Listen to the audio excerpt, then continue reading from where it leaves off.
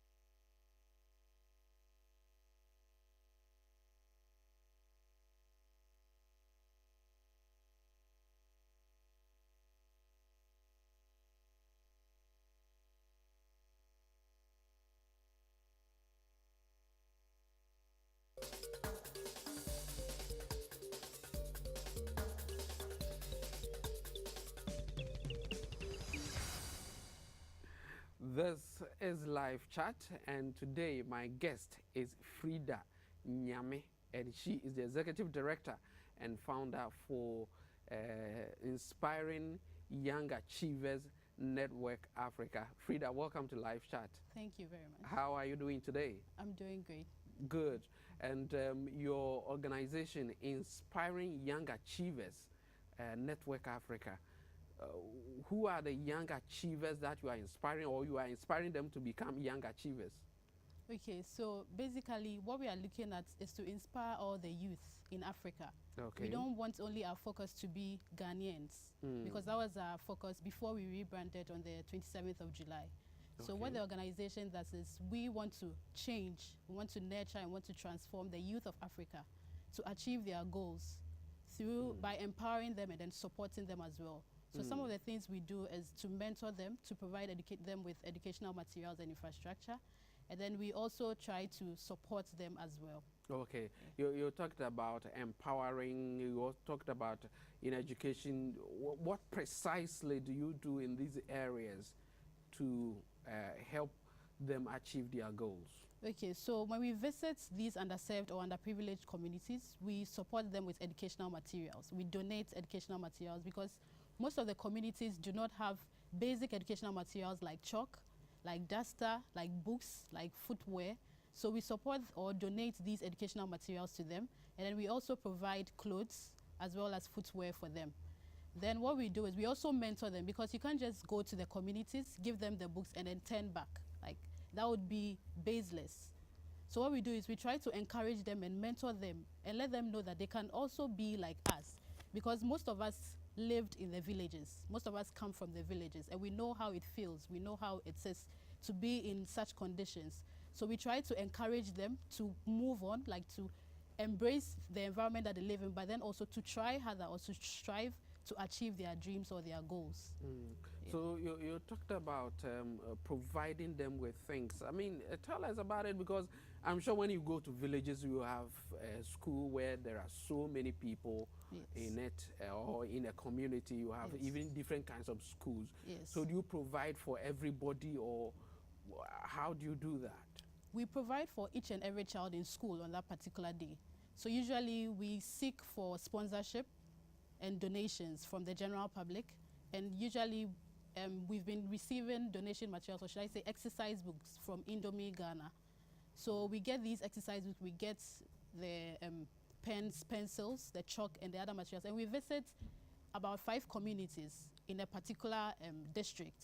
So Okay. let's say for a particular project, we support over 2,000 students with these educational materials. So each and every child who comes to school on that day gets or receives these items.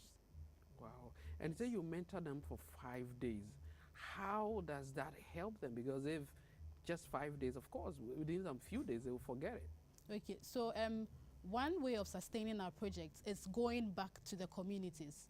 And we are also trying to build youth centers in these communities. Now, the youth centers are going to serve as a library and then a workshop or training center where the school dropouts and then the parents would be able to learn the skills in liquid soap making, candle making, and tie and dye. And then also produce it in these centers and sell them or market them. And the libraries are going to help the students because most of the students cannot even boast of a dictionary. And it's very difficult communicating or teaching them in English because they would be writing BEC with their counterparts in Accra or in the urban areas. So if we don't provide them with these educational materials, it means they would be lacking. So what we do is we go back with our volunteers and then we continue to mentor them. So we don't just go there, mentor them for the 5 days or talk to them and tell them, okay, you can be who you want to be, blah, blah, blah, and then we leave because we know that will not be sustainable enough. And then we have a partnership with ISEC in University of Ghana. Now, ISEC is a student-run organization which runs projects. So we receive interns from all over the country, all over the continent. And then we send or we go with these interns to these communities and then we impact the children or the people in these communities as well. So we don't just go there once and then leave. We go back again. So what are some of the communities that you visited? Okay, so for our first project, we visited the Eastern region. We went to Asasewa and 5 other communities, and then went to the Western region, the Wasam-Efi Central District in the Western region of Ghana. We went to Sompre, we went to Drete, we went to Jantua, we went to Amwanda, we went to Kofijan. These are typical, yes, typical villages. In the Central region, we've been to Asin Abase, Asin Anuaso, and then Hine, all in the Central region. And then in the Volta region, we went to Ho. Wow. Yes. Looks like you've really traveled in various villages, many villages. But has it changed your perspective? Perhaps I know you know that, okay, we have villages, people living in the village, they need these things. But when you visit those places, has it changed anything? Have you refocused? Perhaps you were focusing on something else, but now you've changed your focus or something? Okay, initially our focus was only on or in Accra. And then when I was in senior high school, now my dad is someone who takes us back to our hometown every single vacation. Where are you from? I'm from Wasam-Efi, so Asankra Berman to be precise. Okay. Yes. Okay. So I usually go there since I was in class 6. I've been going to my hometown every single vacation. And when my dad used to send me there, I used to be angry. I didn't understand why he would make me go back to the village when I could, let's say, move forward. I could go to visit any country outside, like Ghana. Maybe Dubai. Yes, and have fun there. I didn't understand why he kept making my siblings and I go back. Okay. But then as I grew up and I went to senior high school and I was introduced into the concept of volunteerism, I realized the reason why my dad wanted me to go back. Because if I didn't go back and witness or live in the kind of environment that people live in and witness whatever it is that they are witnessing, I wouldn't have probably started this organization. I mean, if I had started it and then I realized it was tough, it was difficult, we were not getting the money and all that, I would have turned back. So our focus was in Accra, and then we decided, no, we can visit other communities. There are several people suffering in these communities. Even if you give them one exercise book, they would really appreciate it. So why don't we go out there, live in these communities with these people? We can't just go there for a day and come back. We need to feel a part of them, or the people need to feel that we want to be a part of them so that they can open up to us and share with us their dreams and their aspirations. Okay. So you talked about we, and you said network of Africa. So that means you are a group of people who moves around villages, or how many are you? How many of you do you usually go? Okay, we have I have a team of 15. That is the executive board members. 50? We are 15, 15, okay. Yes, and then our volunteers are 147. Ooh. Yes, made up of the volunteers who are from other African countries that we've worked with. So the volunteers who come to Ghana and then we go to these communities with. So usually we are about 50, including medical personnel or doctors. Well, you do medical screenings as well? Yes, we do. Wow. And how are your services received when you go there? Oh, they are warmly received. I mean, the people are happy that we've come there to engage them. And we don't only go there, donate, mentor, and then leave. We stay with them. And then sometimes the chiefs organize, let's say, an Akwaba party or a bonfire night where we get to interact with everyone in the community. So we don't just go by there. By the fireside, huh? Yes.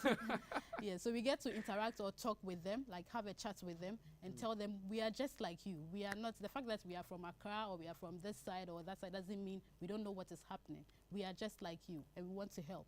So that more or less like helps us integrate with them. Yeah. You said you've now rebranded as Network of Africa. Yes, please. Have you visited any other African country? Not yet. We had our rebranding on the 27th of July, 2017. But somebody would say that, okay, but you've not even finished visiting all the villages or the poor people here in Accra or Ghana. So why do you want to go to other places? So we realized that we've worked with youth from other African countries. As I said, ISEC gives us volunteers from other African countries. And we realized it's not only Ghana that needs the help, the educational support, or that needs to promote quality education. And these volunteers that we worked with, they expressed their interest in also helping their societies or their communities. And we realized, okay, those of us in Ghana here can do our best to help Ghana. Why don't we give these people in the other countries the opportunity to also help their communities? Probably they need the backing or they need a support system. We can be that support system and then guide them to do that and promote quality education in other parts of Africa so that it wouldn't just be Ghana, but it would be other African countries that also need help in promoting quality education. Wow. This is Live Chat with Paul. My guest today is Freda Nyame, and she's the Executive Director for the Inspiring Young Achievers Network of Africa, or Network Africa. So we'll take a short break and we'll be back.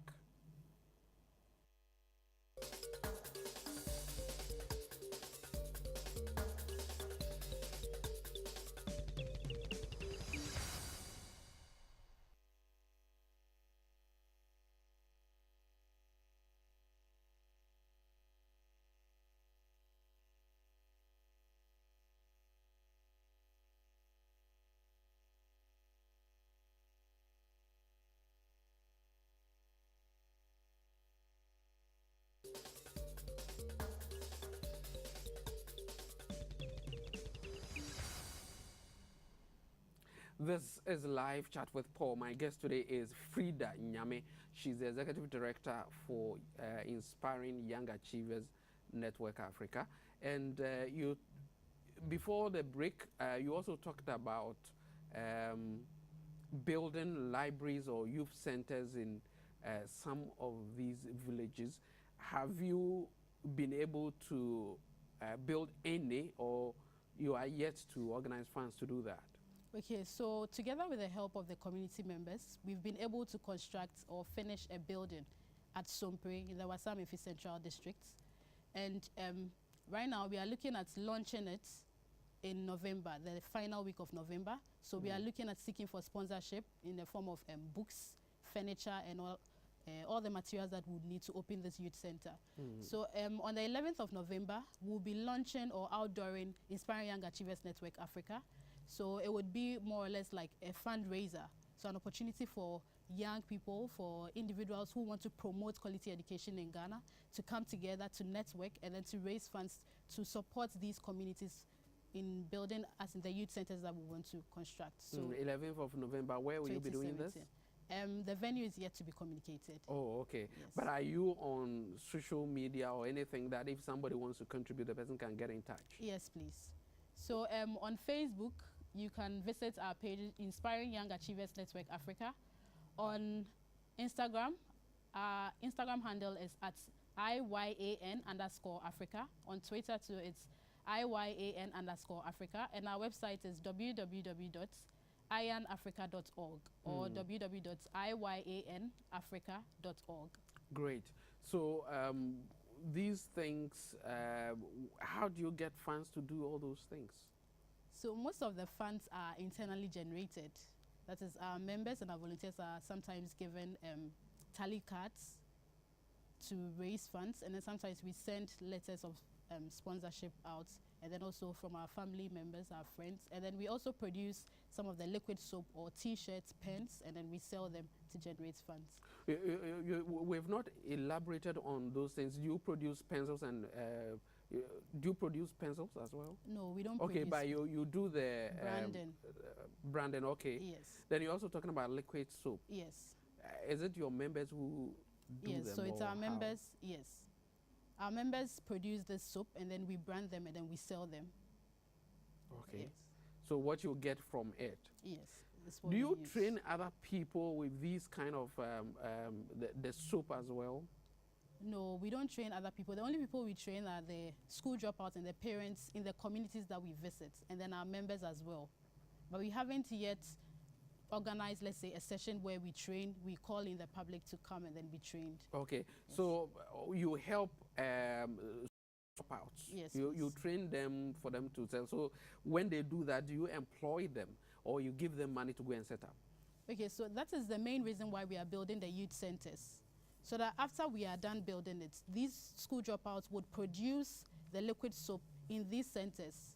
And we've signed a deal, let me say we've signed a deal or a partnership with the chiefs in the communities. So the chiefs are going to supply the school dropouts or the parents who would be learning the liquid soap, the tie and dye and the candle making with 3 months worth of raw materials. And these raw materials is what they are going to use to produce and sell the soap, the candle, and then the tie and dye that they would be producing. For 3 months. Okay, for themselves? Or yeah, how? For themselves. Okay. Yes. All right, so after that they can be on their own? Yes. Okay. So tell us a bit about yourself. How did you decide to run such an organization?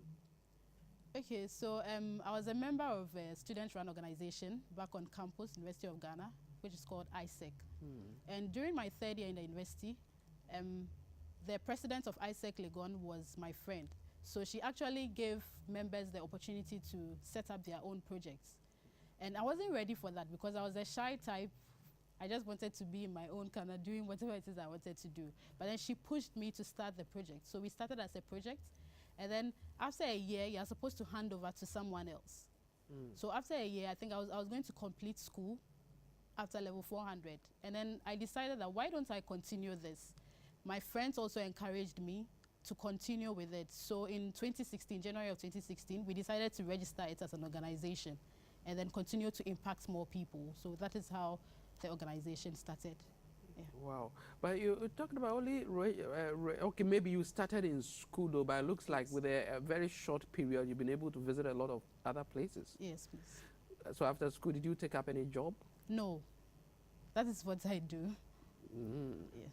I see. And yet your members are able to assist you to help these children. Yes. Please. How do you see IYAN in the next few years ahead of us?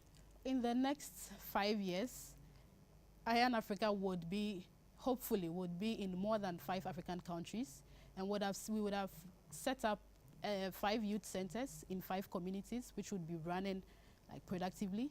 I want to see all our volunteers and our members being active citizens and not just spectators, if I can borrow those words. Oh, okay. I hope that, yes, it's good to say you are borrowing because maybe you, okay, let me end it there. Great. So these children that you've been assisting, do you think that we pay attention to them as a country? Well, I think we might pay attention to them as a country, but not each child needs specific needs or care, because there are some children who might want to go to school all right, but then because their parents don't push them or mentor them or tell them, okay, you've done well, some children need that.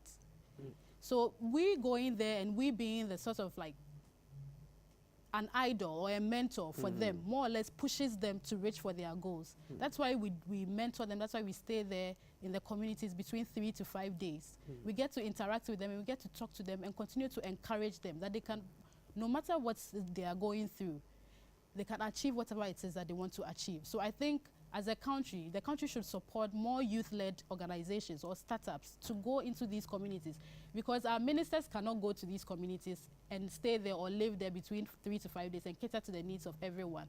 But if these youth-led organizations are supported with the needed materials, it might not necessarily be money, but what about the books, the educational materials, whatever it is that they need, just give it to us, empower us, so that we go there and then we live with these children.